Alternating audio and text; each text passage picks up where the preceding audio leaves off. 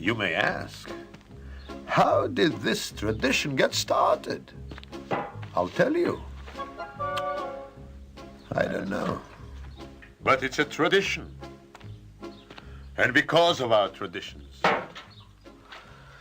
every one of us knows who he is and what God expects him to do. Hello, everyone, and welcome to Let's Talk Torah. I am Rabbi Tzvi Jacobson with NRM Streamcast, and we'll spend our time talking Torah, learning stuff, and having fun while we learn. You can always send your questions and comments to our mailbag at letstalktorah@gmail.com. And, of course, I will answer as many as I can, or you can go to our webpage at letstalktorah.net. That's letstalktorah.net. The archives are there. Obviously, the news shows are there. You can leave questions, comments. You can try to join the show if you want. A potpourri, anything you want is on that webpage. And, of course, the all-important donate button is there, which we, of course, appreciate every time you press that button and, of course, then follow up with a donation. And that helps us continue to do the great work we're doing here in the studios of NRM Streamcast. And as always, we thank you in advance. And we are still in the top 10 in Feed Spot's 10 Best Jewish Book Podcasts. We're still at number 5, which is good, but we got to climb. And we shall. Last week we would have said fly because, it's about the dove with Noah. But in any case, I actually had to fly this week. I was down in North Miami Beach. I had a bris of a grandson, and somebody says, one of my daughters asked me, how was it? I said, pretty much they're all the same. We know what the ceremony is. You name the kid, you sit down and have a bagel and lox and cream cheese because, it's a Jewish food, and then you turn around and go back. But interesting enough, in this week's Torah portion, this is the Torah portion of circumcision. And one of Abraham's 10 tests is getting circumcised. So the question is, why is a circumcision a test? Moshe Feinstein asked this question. I'm sure a lot of people asked the question. And there's all different answers, all different directions to go, but we're going to back up a little bit, and we're going to discuss first what is a test all about, and then we're going to go back to this test of why the circumcision of Abraham, yes, he was 99 years old, yes, it was surgery, but that doesn't qualify it as a test. A test doesn't just mean something dangerous or something hard to do. That's not what a test. As a teacher, children think a test is, I got to study and we learned this subject and how well do I know the material, and is the teacher going to try to trick me, and do I understand what kind of questions they're asking, and am I prepared, and did I get a good night's sleep? That's what we call a test. That's not the kind of tests we're discussing with Abraham. So when you think about a test, you got to know 3 things, right? First of all, we got to know, why is God testing Abraham? That's the first question. And he's doing it 10 times. Secondly, we really need to understand what's the point of the test. God knows if he could survive the test or not, right? If he can pass or not. So if God knows anyways, what's the point? And the third point is, what makes something a test? When the Torah calls something a test, the Torah's word is really a nisayon. Nisayon is a much stronger word than the English word test. But maybe there is no good English word for it. And part 2 of that last question is, do we want them? So let's take it slowly. So first of all, why is God testing Abraham? By the way, Isaac didn't get tested. He's still one of the three forefathers, right? So, but the Jewish people are starting with Abraham. Who is Abraham? So, Abraham, of course, his father is Terach. He's born, and he gets put away, hidden in a cave for multiple years. The question is how many. It's debatable. Torah doesn't really discuss it at all. Why is Abraham being hidden in a cave? So what happened was, when Abraham was born, so the king of the time, his name is Nimrod. And Nimrod's stargazers saw that there was this star. Somehow, I don't know astrology, but somehow this star symbolized that Terach, Abraham's father, had a son, and this son was not only going to start up with Nimrod, but totally wipe him out. So the best way to deal with someone who's going to start up with you is just kill him. So Nimrod sends a message to Terach, and he says, you had a kid born recently? I want that kid. I got to kill him. So Nimrod sends a maidservant's child, and he hides Abraham away from Nimrod. However many years later, Abraham, of course, is fed in the cave. Maybe his mother comes by. He's really by himself, and his mind gets to develop and figure things out without the world chattering, making noise, and telling him what he should think. We just finished the elections. And, I was so done with the elections. I had voted a month ago. It was just so much noise. So much noise. You're bombarded. And then you find out after you're bombarded with noise, it's not even true. And people make stuff up to get you to think one way, the other way. A lot of noise. I was just tired of it. But imagine if you could find a person who is in a cave, and you brought that person out of the cave. You let each candidate explain what they felt. No outside noise. I mean, the person could make for the most part, a pretty honest decision if he can figure out, who's being truthful or not. So let's assume that person was given the opportunity, because a very smart person, to ask any question he wanted to the candidate and figure out, is the candidate being honest, the candidate being dishonest, figure it all out, and then vote. That would be amazing. But we live in a world of noise. So, okay, but we don't care about our world right now. So we're going to go back to Abraham. So Abraham comes out of the cave, and he sees a world. He sees an amazing, beautiful world. But he also sees a world where everything is taken care of. There's what do they call it? The cycle of life, right? That every single species, every creature, every plant, everything is taken care of. It's very interesting. I don't know which national park, they had gotten rid of a lot of the wolves. So they thought that was a good thing. But what happened was, because there were no wolves, so the deer population exploded. Well, since the deer population exploded, they had to eat. So they started eating all the leaves and grass and stuff by the river. Well, as they destroyed all the foliage, all of a sudden the different creatures that used to survive on that foliage started disappearing. The birds and the butterflies and just all the plant life, everything disappeared. And then they reintroduced the wolves sometime later. The wolves started thinning out the deers. All of a sudden, the foliage started growing, and all of a sudden, there were tons of creatures that were now back living by the river. So Abraham saw the world and recognized that something was behind the scenes, because it's impossible that you could have that just by itself a whole world could be created and everything is taken care of. There's just a balance, right? We people get in the way of the balance, right? But there's a balance. Okay, so he sees the sun out. Maybe it's the sun, and the sun goes away. The moon comes out. Maybe it's the moon. Maybe it's the sun. It can't be. There's got to be someone behind the curtain.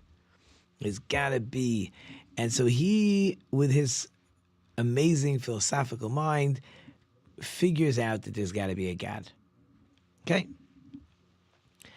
Abraham, I guess Terach wasn't so nervous, lets him come home. Let's assume he's 13 years old, according to some. And Terach, his father, had a idol factory. Not idol, I-D-L-E.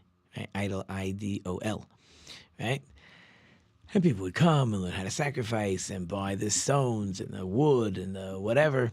And one time Terach leaves Abraham in charge, and Abraham basically convinces people to stop coming here. The idol worship is so silly, it doesn't even make sense. And then some lady brings a bowl of flour, and Abraham takes an axe and smashes all the idols and puts the axe in the hand of the biggest idol, and his father comes home, and Terah says, "Hey, what's going on here? Was it robbers? What happened?" No, Abraham said, "No, this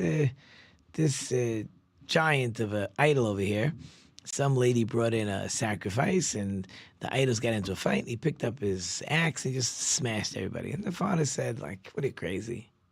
That piece of wood, piece of stone, they can't do anything." And Abraham said, "So why are you serving them?" So, of course, Terach didn't take to that well. Now, again, this is unfair because there's no evil inclination. There's no inclination for idol worship, so we don't understand what they were going through. But so says the Medrash. So Terach said, "Crazy kid, I'm going to bring you to Nimrod. Right? I'm going to bring you to Nimrod. And he said I should have killed you years ago. He was right." And so Terach brings Abraham to Nimrod. And Nimrod says, why aren't you bowing down to idols? And so they're arguing back and forth. And finally Nimrod says, "I'm the God." So Abraham says, "Great. I've been waiting to meet God." But I need to ask you a question. This morning the sun came up in the east and set in the west. If you could flip it tomorrow, let the sun come up in the west and set in the east, then I know, right? You're the man. You're the God. Nimrod said, "I'll show you who's God." He said, "I got to toss you in a fire over here, and we'll see who wins." So Abraham says, "Okay." So they make this humongous fire, toss Abraham in, and God comes down, he cools off the fire, and Abraham survives the fire. And you can only imagine that Nimrod is not pleased with this situation, because now he's been made a fool of by this upstart Abraham. Now, interesting enough, that being thrown into the fire does not qualify as a test.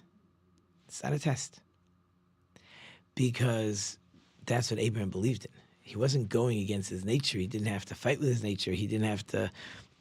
Anybody who truly believes in something will go through fire for it, if he really believes. So that's not a test. I mean, it shows that he'll give his life to serve God. But that is not a test. So now God sees Abraham is ready to serve him. And Abraham now sets out on his life's mission. Abraham's life's mission is to teach the world that there's a God. That's it. He's going to do it, by the way, through kindness. Abraham is famous for kindness, but he's going to teach the world about God and stop doing this idol worship, just God. So I think part one of testing Abraham is really to teach Abraham how to serve God. I think that's part of it. That's what I decided today. In other words, Abraham, yes, we say Abraham kept the whole Torah. How exactly he knew the Torah? There were those that knew it, and they had been told by God some of it, or they figured it out. However, they understood it says in multiple places, we have verses for it, that Abraham kept the Torah. But you have Abraham's idea of how to serve God. And it was in his mind, the best way, his ultimate goal through kindness would be to serve God and teach people that there is a God. That's his goal in life. So all the tests revolve around this one point. Abraham, you've decided that you know how to serve God. And you have it's your mission. It's like your mission in life. I wonder if I hit this over here. Okay, good.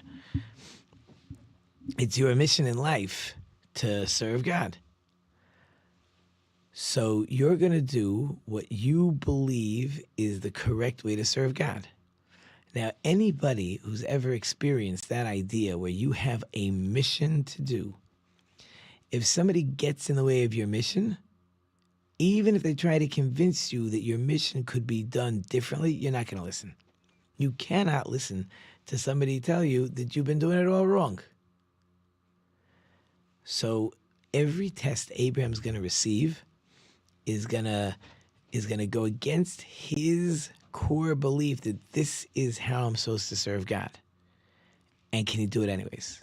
Can he pass the test and continue on his mission? As his mission is not wrong, but maybe his way of thinking of this is the best way to do the mission, maybe is not the way God wants him to do it. So that's why, as God, I think part of God testing Abraham is that this is going to teach Abraham how to serve God. Also, by the way, a test allows a person to see how great they can become. A test is not something easy. This is something that goes against everything you believe in, but you've been told by God that this is what you're supposed to do. So do you have the wherewithal to do it? And in most cases, the answer becomes no. In most cases, you cannot do it. For example, right? Like I told you, so we don't want tests. We even pray not to have tests. King David asked for a test. That's the famous story with Bathsheba, that he asked God for a test, and God tested him with Bathsheba. He was supposed to marry her, but she was already married, but her husband gave her a divorce certificate, except the divorce certificate was sort of private because it was soldiers went out, and David did not pass that test. But we don't want tests. They're too hard. But Abraham is passing these tests. Now, by the way, we benefit from these tests. First of all, a person benefits, or Abraham benefits, you see how great you can become, right? But we benefit from Abraham passing those tests. Because of it, God promises the land of Israel to his children. That's us. On our prayers on the high holidays, we constantly mention how Abraham passed the test, especially the 10th one with the binding of Isaac, and we rely on that for God to forgive us. So we live for these tests. So now I want to go back, and I want to get into the circumcision test. So as I told you, I just went down to Florida for a grandson's circumcision, for a grandson's bris. It's a party. Everyone comes, everybody's happy, everybody's in a good mood, and we all have our bagels, cream cheese, and lox sandwiches, or tuna fish, and there's a speech, and everyone's in a good mood and happy, and you name the child, and it's great, it's wonderful, it's amazing. So what could be a test about a circumcision? So listen to this amazing thought. So remember, Abraham has his goal in life. His goal in life is to teach people to serve God. So Moshe Feinstein says like this: if you want to influence people, most of us believe, and probably rightly so, that we have to look a certain way, we have to dress a certain way, we have to be like the people. Many of us believe that if people are going to be influenced by me, so I have to do what they do. They go to a ball game, I got to go to a ball game.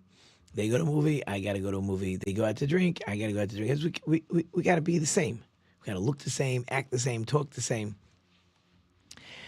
That's why it's interesting. You have to wonder, okay, it's not my job to worry about other religions, but in the Christian religion, how do they look at a monk? He's celibate, shaves his head, perhaps doesn't talk, lives in a monastery. How do people look at that monk? They probably say he's a very holy person. What does that have to do with me? I am not a very holy person. So the monk serves God his way. He's very good. That has nothing to do with me. So almost the whole purpose of this monk becoming holy, that he should influence others, how's he going to influence others when he's totally different from them? He looks different from them. He acts different from them. How do you influence? So Abraham could have been afraid of the following. I am trying to influence people. My goal is everyone should learn to serve God. If I have a circumcision, I'm automatically different than everybody else. Oh, he has circumcision, he could serve God. But me, I'm different than him. That would go against, that would take away everything Abraham in his mind was looking to accomplish. Abraham was looking to accomplish to influence the world. If the world will no longer listen to him, how's he going to influence the world? So therefore, Abraham could have been concerned that this circumcision is going to destroy everything I'm trying to accomplish. I told you, all the tests really roll, they go in this line of thinking. And we'll talk about more probably in the next show. But Abraham could have been concerned. So for Abraham giving himself a circumcision, he made himself different. Right? Because the idea is, am I serving God to fulfill my mission in life? Or am I serving God to fulfill God's will in this world? What is my plan? Just because I have my mission, I have what I believe is my purpose, but maybe my idea of what my purpose is not God's idea of what my purpose is, right? You follow what's going on over here? Right? That's really the question at hand. And that's what we're trying to figure out. Talking about circumcision, I don't know if I'm going to get through the story, but I did find an amazing story about circumcision.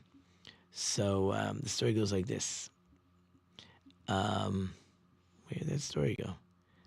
No, I have that story. Anyways, there was a man who had a rough life. Parents were survivors from the war, and by the time he got out of the DP camps, he was how did I just do this? He was basically a basket case. He decided he was not going to be religious. He wanted nothing to do with religion, and he ended up moving to Crown Heights, and he ended up marrying a lady that was similar to him, the same type of person he was. Fascinating enough. So he nothing religious, no circumcision. He's not going to circumcise his kid. He has a kid, doesn't circumcise the kid, which is pretty unusual for Jews, by the way. And the child also really didn't know anything about religion, but somehow when this child grew up, he decided to become religious. And the father, of course, was unhappy, but what are you going to do? You're not going to fight with your kid. So, and then the child became engaged. The child became engaged, and he was going to get married. And he invites his father to come to the chasna, to the wedding. And the father said, I'm not going to no religious ceremony. You can ask me to do anything. I will do anything. But I'm not going to no religious ceremony. So the kid says to the father, anything? The father says, anything. Okay, great. I want you to get a circumcision. And the father's like, whoa. I didn't mean anything. You said anything. So the father says, okay. He thought about it. Okay, so give himself a circumcision. And then, like everything, one thing affects the next. He ends up going to the son's wedding. He's dancing away. And the caterer comes to him and says, I saw how much you were dancing, how much you enjoyed the dance, how much you enjoyed the wedding. I was so floored. I want to give you $1. But this is no ordinary dollar. In Crown Heights, which is headquarters for Lubavitch. So the Lubavitcher Rebbe, when he was alive, would give out dollars to people. He would give dollars. People would go and get dollars. So he said, I got this $1 from the Rebbe. It was blessed. I want to give it to you. He gives the $1 to the man. The man looks at the $1 and faints. He says, well, they wake him up. He says, that's my $1. So what are you talking about?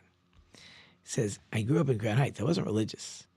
But one time, for the fun of it, we decided to go get dollars from the Rebbe.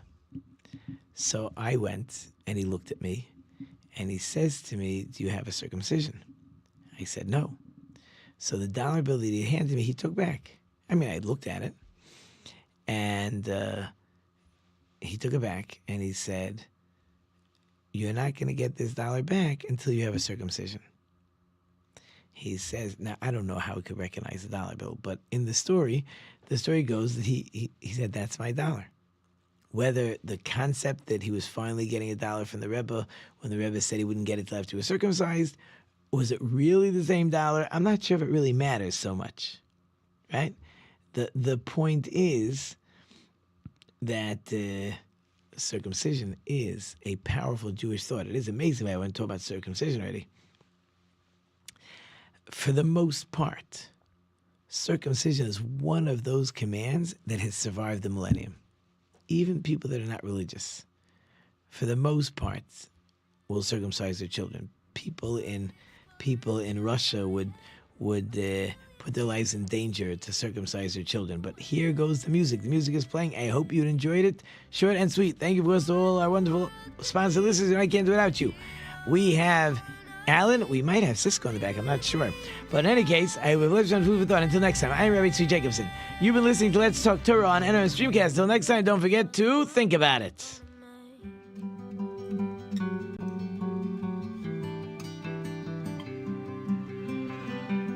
There's a house we can build. Every room inside is filled with things from far away. Special things.